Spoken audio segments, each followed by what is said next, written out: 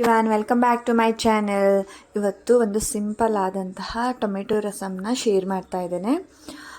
ಇದಕ್ಕೆ ನಾನಿಲ್ಲಿ ರಸಮ್ ಪೌಡರನ್ನು ಯೂಸ್ ಮಾಡಿಕೊಂಡು ಮಾಡ್ತಾ ಇರೋದು. ತುಂಬಾ ಈಸಿಯಾಗಿ ಬೇಗನೆ ಆಗುವಂತಹ ಕ್ವಿಕ್ ರಸಮ್ ಅಂತಲೇ ಹೇಳಬಹುದು. ಮೊದಲಿಗೆ ಇದನ್ನು ಮಾಡೋದು ಹೇಗೆ ಅಂತ ತೋರಿಸ್ಕೊಡ್ತೀನಿ. ನಾನಿಲ್ಲಿ ಒಂದು ಕುಕ್ಕರಿಗೆ ಸ್ವಲ್ಪ ತೊಗರಿಬೇಳೆ ಮತ್ತು ಹೆಸರುಬೇಳೆನ ಸ್ವಲ್ಪ ಹಾಕ್ಕೊಂಡಿದ್ದೀನಿ. ಇದನ್ನು ಚೆನ್ನಾಗಿ ವಾಶ್ ಮಾಡಿಬಿಟ್ಟು ಇದಕ್ಕೆ ನೀರು ಹಾಕಿ ನಾನು ಇದನ್ನು ಬೇಯಿಸೋದಕ್ಕೆ ಇಡ್ತಾಯಿದ್ದೇನೆ. ಬೇಯಿಸಬೇಕಾದ್ರೆ ನೀವು ಸ್ವಲ್ಪ ಅರಿಶಿನ ಪುಡಿಯನ್ನು ಹಾಗೆ ಒಂದು ಸ್ವಲ್ಪ ಚೂರು ಎಣ್ಣೆಯನ್ನು ಹಾಕಿಬಿಟ್ಟು ಇದನ್ನು 2 ರಿಂದ 3 ವಿಷಲನ್ನು ಹೊಡೆಸ್ಕೊಳ್ಳಿ. ಇವಾಗ ರಸಮ್ಗೆ ಬೇಕಾಗುವ ಮಸಾಲೆನ ಮಾಡ್ಕೊಳ್ಳೋಣ. ನಾನಿಲ್ಲಿ ಸ್ವಲ್ಪ ಬೆಳ್ಳುಳ್ಳಿ, ಒಣಮೆಣಸಿನ್ಕಾಯಿ, ಹುಣಸೆ ಹಣ್ಣನ್ನು ನೆನೆಸಿಟ್ಕೊಂಡಿದ್ದೀನಿ. ಹಾಗೆ ಸ್ವಲ್ಪ ಹಿಂಗು, ಹಸಿಮೆಣಸಿನ್ಕಾಯಿ, ಕರಿಬೇವು ಸೊಪ್ಪು, ಸಾಸಿವೆ ಹಾಗೆ ರಸಮ್ ಪೌಡರನ್ನು ನಾನಿಲ್ಲಿ ಯೂಸ್ ಮಾಡ್ತಾ ಇದ್ದೇನೆ. ಇಲ್ಲಿ ಬೇಳೆ ಸಹ ಬೆಂದಿದೆ, ಅದು ತಣ್ಣಗಾಗೋದ್ರೊಳಗಡೆ ನಾವು ಮಸಾಲೆಗೆ ರೆಡಿ ಮಾಡ್ಕೊಳ್ಳೋಣ. ನಾನಿಲ್ಲಿ 2 ಟೊಮೆಟೊವನ್ನು ಕಟ್ ಮಾಡಿ ಇಟ್ಕೊಂಡಿದ್ದೀನಿ. ಹಾಗೆ ಒಂದು ಪಾತ್ರೆಗೆ ಸ್ವಲ್ಪ ಕೊಬ್ಬರಿ ಎಣ್ಣೆನ ಹಾಕಿಬಿಟ್ಟು ನಾನು ಸಾಸಿವೆಯನ್ನು ಇದಕ್ಕೆ ಹಾಕ್ಕೊಳ್ತಾ ಇದ್ದೇನೆ. ಸಾಸಿವೆ ಹಾಕಿಬಿಟ್ಟು ಹಾಗೆ ಇದಕ್ಕೆ ಬೆಳ್ಳುಳ್ಳಿಯನ್ನು ಹಾಕ್ಕೊಂಡು ಸ್ವಲ್ಪ ಹಸಿಮೆಣಸಿನ್ಕಾಯನ್ನು ನಾನಿಲ್ಲಿ ಹಾಕ್ಕೊಳ್ತಾ ಇದ್ದೇನೆ. ಹಾಗಿನಕಾಯಿನ ನಾನಿಲ್ಲಿ ಕಟ್ ಮಾಡಿ ಹಾಕ್ಕೊಂಡಿದ್ದೀನಿ. ಜೊತೆಗೆ ಸ್ವಲ್ಪ ಹಿಂಗಿನ ಪೌಡರನ್ನು ನಾನು ಹಾಕ್ಕೊಳ್ತಾ ಇದ್ದೇನೆ. ಹಾಗೆ ಜೊತೆಗೆ ಸ್ವಲ್ಪ ಕರಿಬೇವು ಸೊಪ್ಪನ್ನು ನಾನಿಲ್ಲಿ ಹಾಕ್ಕೊಂಡು ಇದನ್ನು ಚೆನ್ನಾಗಿ ಫ್ರೈ ಮಾಡ್ಕೊಳ್ಬೇಕು.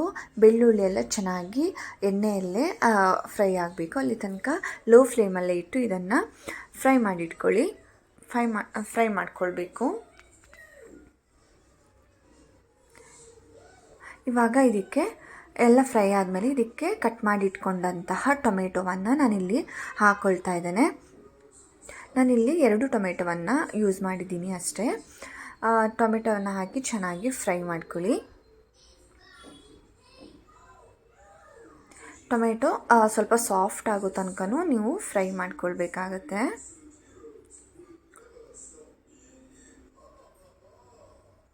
ಇವಾಗ ಟೊಮೆಟೊ ಸ್ವಲ್ಪ ಸಾಫ್ಟ್ ಆಗಿದೆ, ನೋಡ್ಬೋದು ಎಷ್ಟು ಚೆನ್ನಾಗಿ ಸಾಫ್ಟ್ ಆಗಿದೆ ಅಂತ.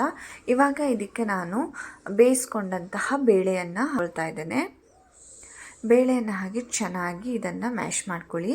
ಇಲ್ಲಾಂದರೆ ನೀವು ಬೇಳೆಯನ್ನು ಮಿಕ್ಸಿ ಜಾರಿಗೆ ಹಾಕಿ ಗ್ರೈಂಡ್ ಮಾಡಿ ಸಹ ಹಾಕಬಹುದು.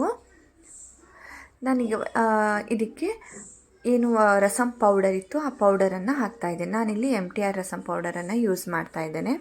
ನಿಮ್ಮ ಹತ್ರ ಯಾವ ರಸಮ್ ಪೌಡರ್ ಇರುತ್ತೋ ಅದನ್ನು ನೀವು ಯೂಸ್ ಮಾಡ್ಕೊಳ್ಳಿ. ಹಾಗೆ ನಾನಿಲ್ಲಿ ಸ್ವಲ್ಪ ಹುಣಸೆ ಹಣ್ಣಿನ ರಸವನ್ನು ಹಾಕಿದ್ದೇನೆ. ಜೊತೆಗೆ ಬೇಳೆ ಕುಕ್ಕರಲ್ಲಿ ಸ್ವಲ್ಪ ಬೇಳೆ ಎಲ್ಲ ಇತ್ತು, ಅದಕ್ಕೆ ಸ್ವಲ್ಪ ನೀರನ್ನು ಹಾಕಿ ಆ ನೀರನ್ನು ಸಹ ಇದಕ್ಕೆ ಹಾಕ್ಕೊಂಡಿದ್ದೀನಿ. ಹಾಕ್ಬಿಟ್ಟು ಇದನ್ನು ಚೆನ್ನಾಗಿ ಮಿಕ್ಸ್ ಮಾಡ್ತಾ ಇದ್ದೇನೆ.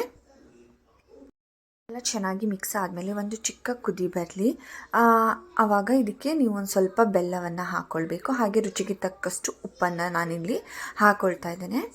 ಇದು ಸ್ವಲ್ಪ ತುಂಬ ದಪ್ಪಗಾಗಿದೆ. ಟೊಮೆಟೊ ಸಾರು ರಸಮೆಲ್ಲ ಏನಿದೆ ಇದು ಇಷ್ಟು ದಪ್ಪ ಇರೋದಿಲ್ಲ. ನಿಮಗೆ ಯಾವ ಕನ್ಸಿಸ್ಟೆನ್ಸಿಯಲ್ಲಿ ಬೇಕೋ ಅಷ್ಟು ಸ್ವಲ್ಪ ತೆಳ್ಳಗೆ ಮಾಡ್ಕೊಳ್ಳಿ. ಜಾಸ್ತಿ ತೆಳ್ಳಗೆ ಮಾಡೋದಕ್ಕೆ ಹೋಗಬೇಡಿ.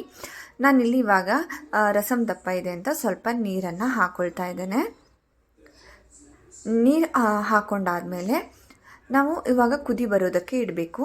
ಅದ್ರ ಮುಂಚೆನೇ ನಾವಿಲ್ಲಿ ಸ್ವಲ್ಪ ತೆಂಗಿನಕಾಯಿ ತುರಿಯನ್ನು ಹಾಕ್ಕೊಳ್ಬೇಕು. ಹಾಗೆ ಸ್ವಲ್ಪ ಕೊತ್ತಂಬರಿ ಸೊಪ್ಪನ್ನು ಹಾಕ್ಕೊಂಡು ಇದನ್ನು ಚೆನ್ನಾಗಿ ಕುದಿ ಬರೋ ತನಕ ಕುದಿ ಬರಿಸಬೇಕು.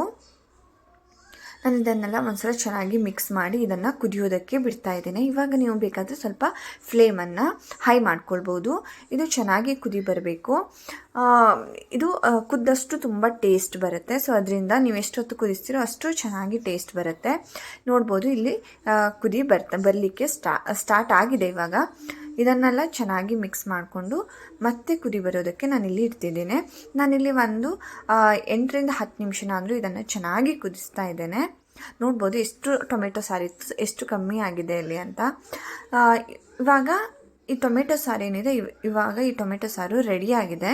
ಇದನ್ನು ಮತ್ತೊಂದು ಸ್ವಲ್ಪ ಕುದಿ ಬರಿಸಿ ಹಾಗೆ ಗ್ಯಾಸನ್ನು ಆಫ್ ಮಾಡಿ ಸ್ವಲ್ಪ ತಣ್ಣಗಾಗೋದಕ್ಕೆ ಬಿಡ್ತಾ ಇದ್ದೇನೆ. ಇದು ಒಂದು 5-10 ಮಿನಿಟ್ಸ್ ಆದಮೇಲೆ ನೀವು ಊಟಕ್ಕೆ ಬಡಿಸ್ಬೇಕು. ಆಗ ತುಂಬಾ ರುಚಿಕರವಾಗುತ್ತೆ. ನೋಡಿ ಇವಾಗ ಒಂದು 5-6-7 ಮಿನಿಟ್ಸ್ ಆಗಿದೆ.